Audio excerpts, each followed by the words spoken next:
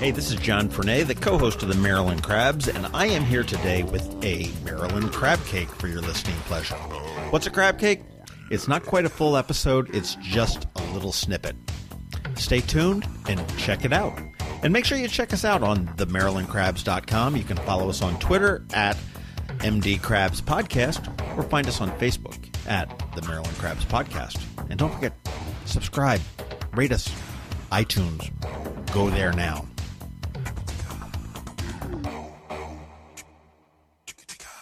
Hey, joining us today on the phone is Caroline Phillips, and she is the reason she's on the phone is because we didn't want to do her in person because we had to then give her a present for being on the podcast for 3 times in a row.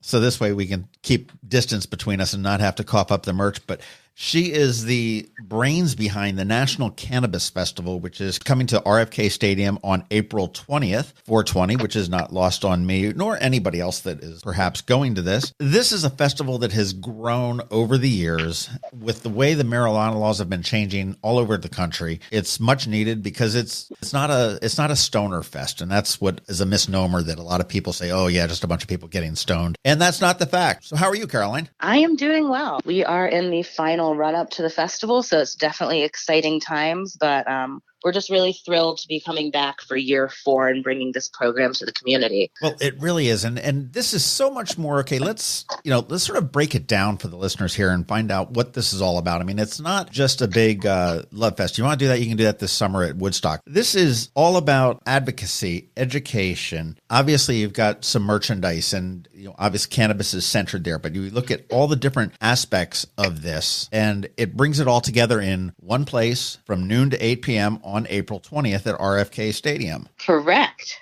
And you also bring in lots of entertainment. We do. We have Ludacris and Action Bronson and Biz Markie headlining this year. So it's going to be a really fun afternoon of music for all people of all ages. I'm really excited about that. But also, the rest of the program that you were touching on, I'm happy to talk about that a little bit. Well, let's look at this chronologically. There's something that's kind of interested me. You've got this National Policy Summit at the museum on 4/19, which will probably be the last time you're able to have it at the museum because they're closing it down at the end of the year, and that's a real bummer. But this is a free event for anybody that wants to come, and it goes on from 9:30 to 4:30. And what's it all about? Correct. So the Policy Summit at the museum is an exciting event. It's really kind of a convening of unlikely allies. And what I mean by that is we work to bring together interesting people that you would hear from on the news or hear from on Capitol Hill, but may not agree on every issue. I think we can all acknowledge that we're living in a country today where a lot of people don't agree on things politically.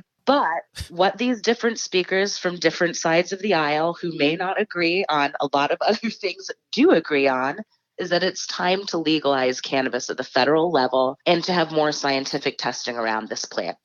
So what you'll find at the Policy Summit is a lot of recognizable names, members of Congress, people that you might hear from on those weekend politics shows discussing cannabis and why they think it should be legalized. The event is free because we really do believe that the more people we can educate around cannabis legalization and the business of cannabis, the stronger this industry will be when federal legalization does happen. On top of free admission to the event, one of my favorite little perks that comes with this event is if you register for the summit and you attend the summit, the wristband you receive for the event will get you into the museum for the rest of the day for free. And as you mentioned, this is probably the last time a lot of people will have a chance to walk around that amazing museum and see the artifacts that they have there about news and the history of media in our country. I am hopeful that Johns Hopkins, who's taking over the space, will still have certain parts of it open to the public because it's an important resource. It absolutely is. And the National Policy Summit, though, it is free to attend, but you do need a ticket to get in.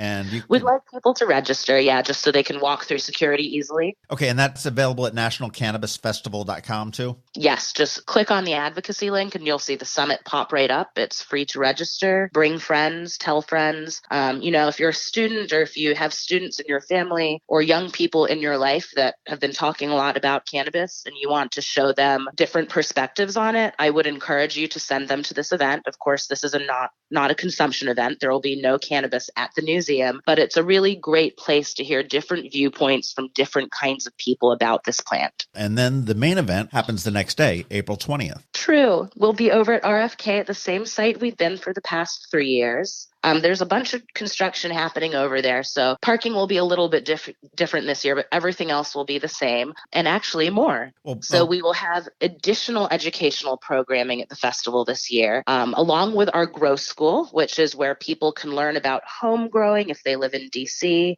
They can learn about commercial cultivation. They can also get tips and tricks on different processes for the plants once they've been harvested. We will also have our education pavilion, which is where we talk about politics and lifestyle things around cannabis. The education pavilion is sponsored by Weed Maps, and it's home to our Canna Tank contest, which is our entrepreneur contest. This year, we are introducing the Hemp Pavilion. So we'll have the King Weedy Hemp Pavilion and CBD Pavilion, where folks will be able to learn everything and anything about CBD and how we're going to be using hemp in our everyday lives for things like roads and tires and concrete. What's CBD? CBD is cannabinoid. That is the non-psychoactive element of the cannabis plant. There's THC. That is what gives people the high that we're always talking about.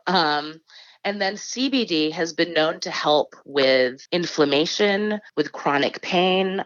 People that have trouble sleeping will take certain kinds of CBD for help with that. It's actually, I learned last week, going to be carried in CVS stores around the country, or around the country in states where cannabis is now legal. So that's kind of a big jump to see something like CBD in your local pharmacy. But we'll be talking all about CBD, outdoor cultivation, indoor cultivation, how the plant goes from a plant to the different products that people are now using to improve their lives. So that will be everything CBD in the Hemp Pavilion. Now, let me back up. Hemp is like the cousin to pot to cannabis, correct? Correct. Or the half sister, the half brother, or something or other along that. So what is the difference between cannabis and hemp? So cannabis is the umbrella term to describe the cannabis plant and also the hemp plant. It's a cannabis plant. Like I said, hemp just doesn't contain the THC. Hence why it's not smoked or consumed. That's why, hemp is actually smoked now, but it's not necessarily smoked for the same reasons. Okay. So to, I guess, put it more plainly, there's two species of cannabis. There's hemp and then cannabis as we know it that contains THC. Okay. So one is psychoactive,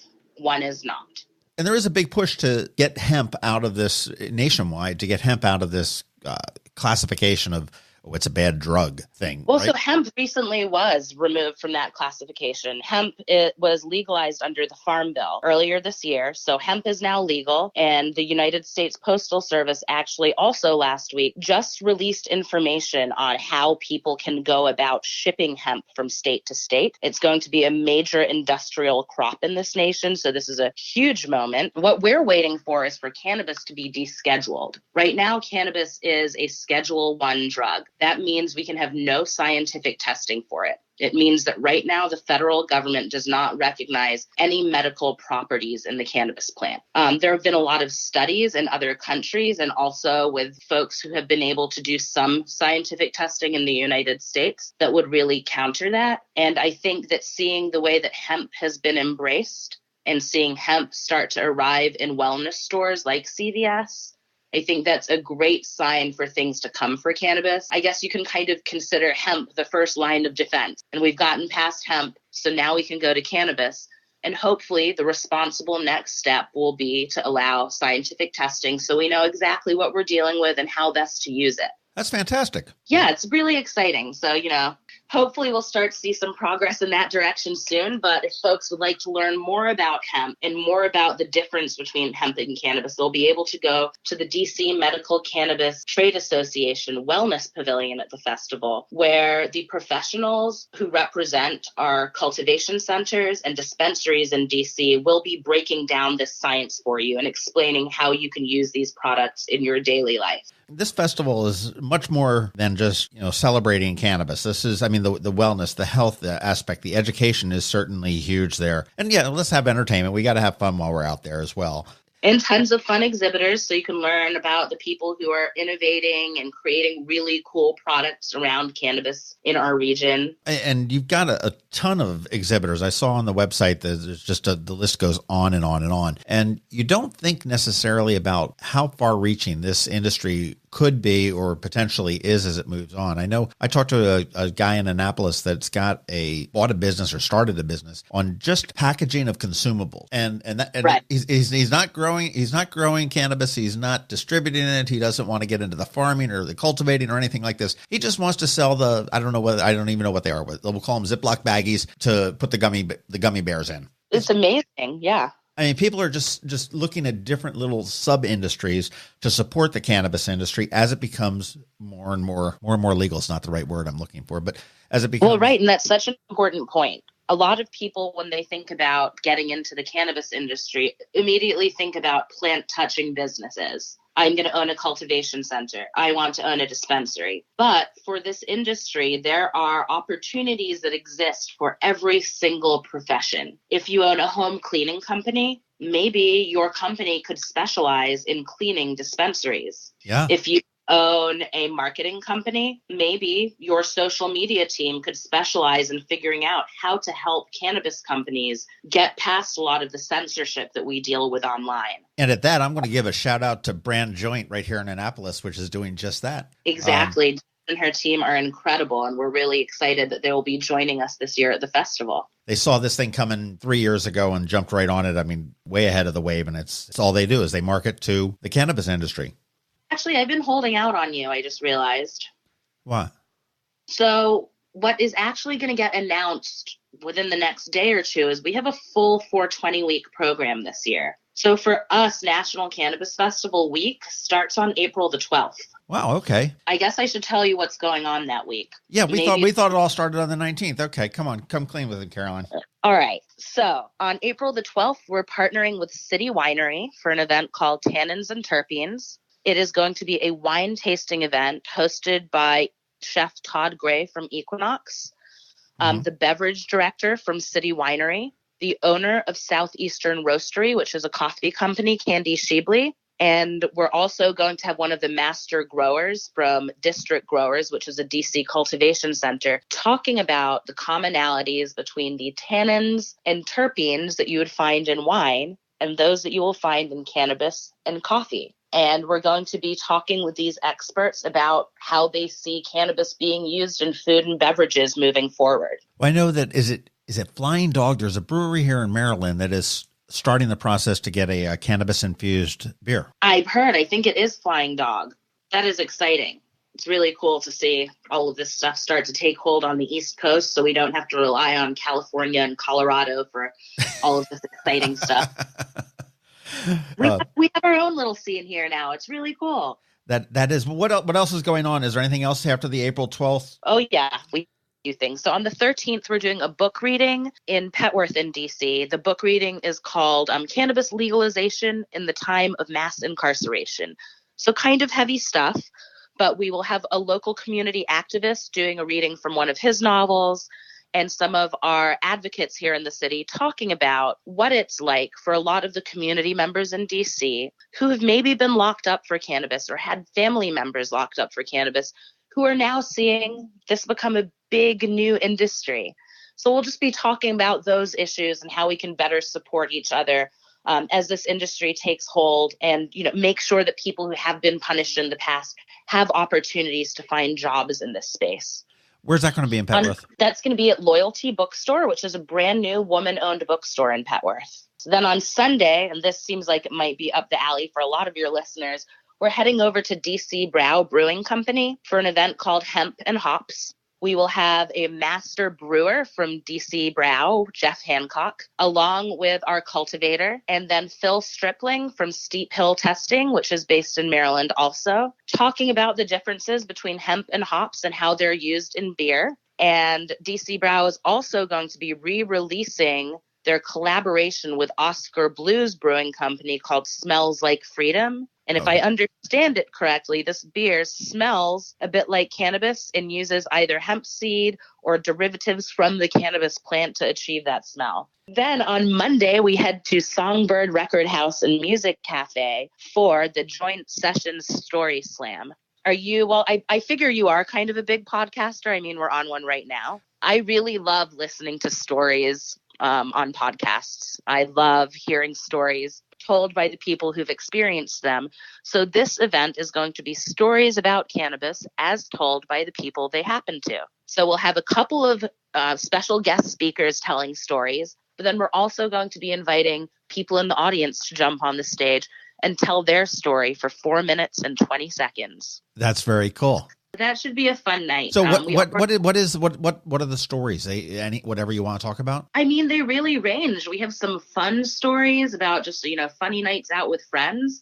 Some of the stories, like my story, is going to be about how I started my business and the adventures that happened from start to where we are today. We'll also have some activists there and some people whose lives have been impacted by being arrested for cannabis, telling their story and how their lives have changed since. So it's going to be lots of different stories from patients, from enthusiasts, from people that just really, really love cannabis. But it should be a really fun night. And that's Monday, right? That's on Monday the 15th. Yeah. Wow. Now, will all this be on the website, National Cannabis Festival? It'll all be on the website, and I'll make sure I send you the link. Fantastic. More of the do's and the don'ts of the festival. You don't allow readmission, which makes sense because you're pretty much self-contained. You've got all the food you want. You've got all the drink you want. You're going to have, this is sponsored by Red Stripe as well? Oh, yes. We are sponsored by Red Stripe and City Winery this year. So you can expect to knock back a nice cold Red Stripe or a nice glass of wine from City Winery while you're at the festival.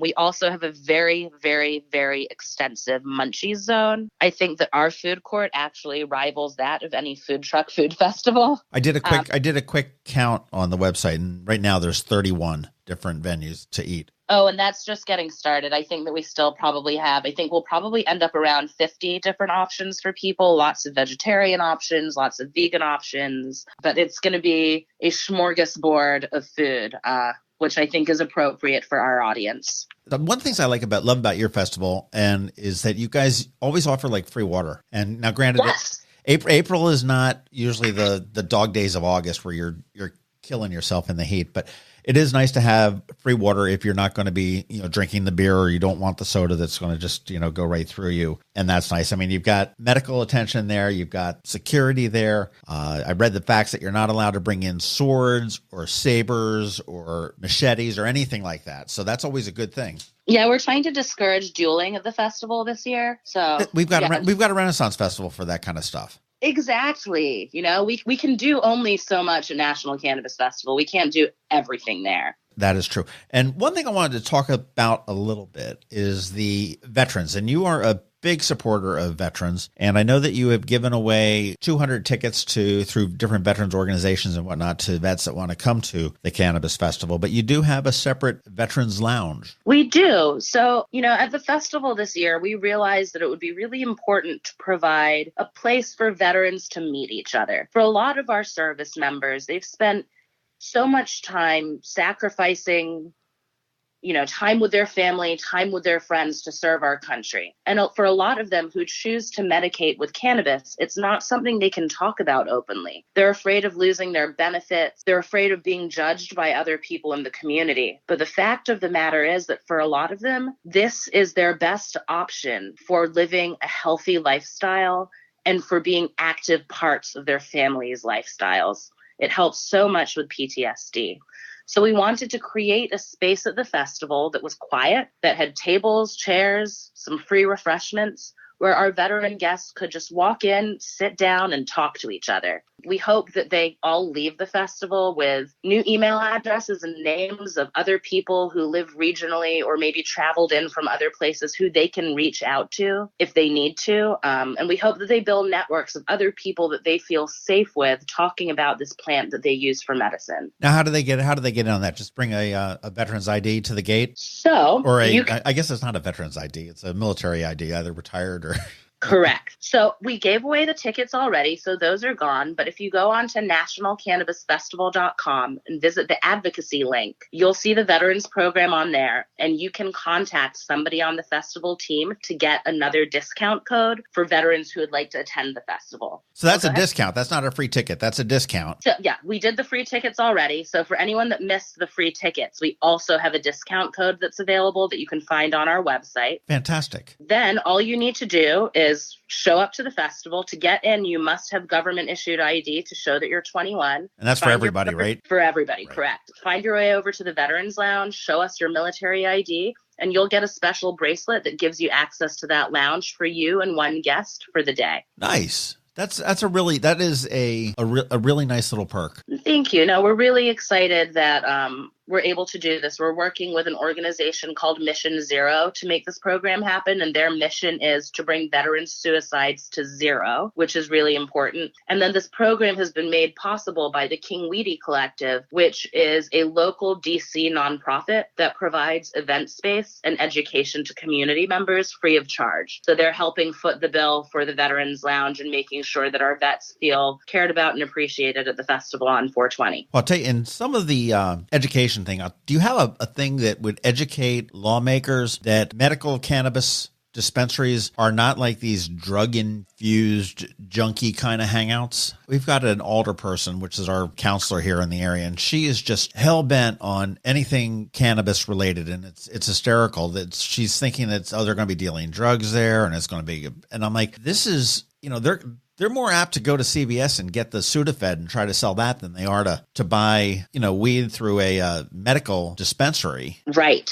Yes. I don't think it would be particularly economical for somebody to be getting cannabis from a dispensary to try and sell it. You're right. The Sudafed is probably a much more dangerous risk. I would encourage skeptics to attend to the summit, meet the community of advocates, listen to the lawmakers. In fact, Congressman Raskin will be speaking at the summit and delivering a keynote address. So please send your Maryland lawmakers to the summit to hear his words. That I would encourage them to attend the summit and listen to all of these experts. Then the next day, come to the festival and meet our advocacy groups. There will be 32 of them on site sharing information and education with our guests. Come over to the concert stage, and between bands, you'll be able to hear Maryland Delegate David Moon or DC Congresswoman Eleanor Holmes Norton talk about why they think it's time to legalize cannabis and listen to what voters in our region have been telling our government officials for so long. So it's interesting that there is still such harsh skeptics out there, but I'm hoping that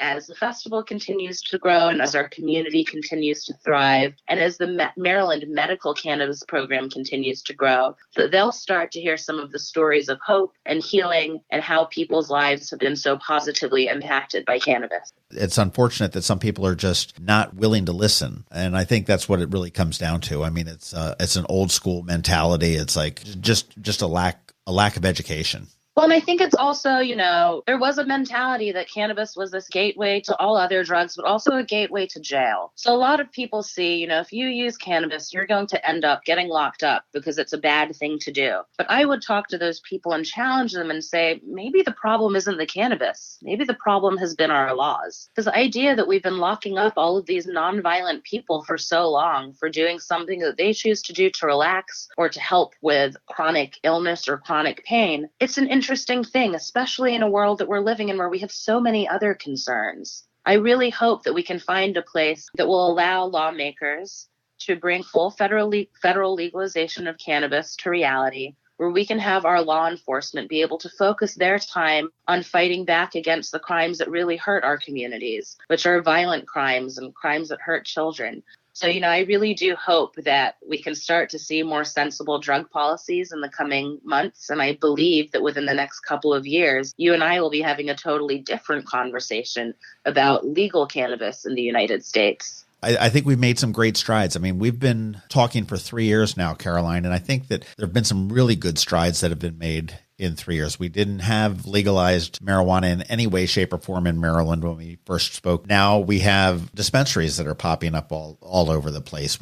We've got the growers, we've got the cultivators, it's exciting. It's exciting times, I think, for the cannabis industry. I think it's exciting times for any number of things. And I think that the National Cannabis Festival really sort of brings it all together and shows what the situation is and what the potential can be. Well, thank you. Yeah, I like to think that the festival is sort of a snapshot on what cannabis culture could be, when we get these more progressive laws in place. But you're right. It's a really vibrant community. It's a diverse community. And it's been really exciting to see people start to develop these new ideas and ambitions around starting their own businesses, whether they touch the plant or not. And I think I'm an example of that. I'm someone who doesn't own a plant touching business, but has had a really wonderful experience using my skills that I've developed throughout my life, not in the cannabis industry, bringing them into the cannabis industry to be able to produce this event. So I would encourage any of your listeners that have ambitions about being an entrepreneur or interested in exploring and learning more about cannabis to see if maybe they have a business idea that would work well in this space, to come and check out some of our events during National Cannabis Festival's 420 week, and then come and visit us at the summit and the festival. It really is going to be a great way to kind of wrap your brain around what the cannabis industry in the United States looks like now and what it could look like in the next couple of years. Just out of curiosity, quick question as we wrap up here. How many arrests did you have at the Cannabis Festival last year? 0. We had 0 in 2017 and 0 in 2016. We have a really laid back, chill crowd, and it's been a wonderful experience watching the community grow. I'm not sure if there's anything else that speaks to that. This is a crowd that wants to come out and have fun and learn. And I think that's everything that you can absolutely do with the National Cannabis Festival. Get more information at nationalcannabisfestival.com, and that's all spelled out. Everything's fairly easy to spell. And if you are a veteran, certainly get on to the veterans link and get your discount code for discounted tickets. Tickets are $45 now, and they're going up in a little bit, right? Yes, on April 1st, they will go up to $55. And is it $55 at the gate? At the gate on the day of the festival, if we have tickets remaining, they will be $65. You should buy them now, obviously, to save a couple bucks here and there. But you guys have really been very crowded, and I don't know whether it's been a complete sellout in the last couple of years or not. But I would suggest that get the tickets now, because the $65 ones at the gate are probably not going to be available, certainly through the whole day, I would imagine. That is true. Last year we did sell out. We put a couple of tickets for sale at the gate, but that was a long line. So I would encourage people to grab tickets in advance if you can. And parking there is $20 in the lots. Correct. And what is the metro stop there? Stadium Armory is the easiest metro stop. Or if folks are feeling adventurous, you can ride to Union Station and hop on one of the trolley cars down H Street. Okay. I didn't know they had trolley cars that did that. Are you coming to the festival this year? I would love to. Well, that makes me very happy. We'll definitely have to make sure that happens. I absolutely do. Caroline, thank you very much for your time and telling us all about the National Cannabis Festival. I do look forward to it. I'm looking forward to getting down there and checking it out. And I know my son went 2 years ago, had a great time. I had a friend of mine who is a porter here in town that was suffering from post-surgery issues. And she went to learn a lot about it and said it was very worth her time to go there as well. So you've got a great crowd that you've assembled there. And I think you've really put on a great festival. Thank you. To dispense it's just a bunch of stoners getting around there. There's going to be stoners there, but it's not what it's about. It's about the education. It's about the advocacy. And it's about connecting with people that have something in common. And that's nothing wrong with that. Well, thank you so much for those kind words. We do have some tickets for you to give away to listeners. So cool. I'll be looking out from you to hear who those winners are. But we'll have, I think, 2 pairs of tickets for you to be able to give away. Fantastic. Hopefully lots of folks from Maryland will come and join us as they do every year. We're super excited for year 4 of National Cannabis Festival. Well, I'll tell you what, for anybody that's listening, just send me an email over at info@themarylandcrabs.com and just say that you would like a pair of cannabis tickets, and we'll randomly pick a couple winners for that.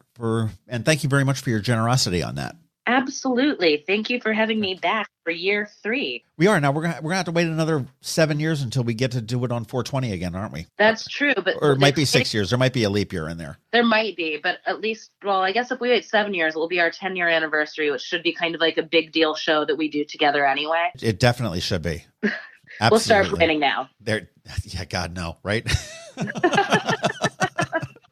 Caroline Phillips, thank you. Everybody, go check out nationalcannabisfestival.com. And if you aren't doing anything on the 19th or 20th in particular, or anything leading up into that, there's tons of stuff that's going to be available for you to do. I do encourage you to get educated. There's nothing wrong. You may not partake in it. There's nothing wrong with getting educated on what it is and really what it's not. Exactly. Well, thank you so much for having us on, and I cannot wait to see everybody come out for an epic 420 weekend in D.C. at the National Cannabis Festival. Fantastic. We'll talk to you later, Caroline. Thank you. Thank you. This has been the Maryland Crabs podcast with Tim Hamilton and John Fernay. Sure to follow them at all the regular places, Facebook, Twitter, YouTube, and online at themarylandcrabs.com. Take a moment to rate us on iTunes. Now, get the hell out of my kitchen. Seriously, go! You're still here? It's over. Go home.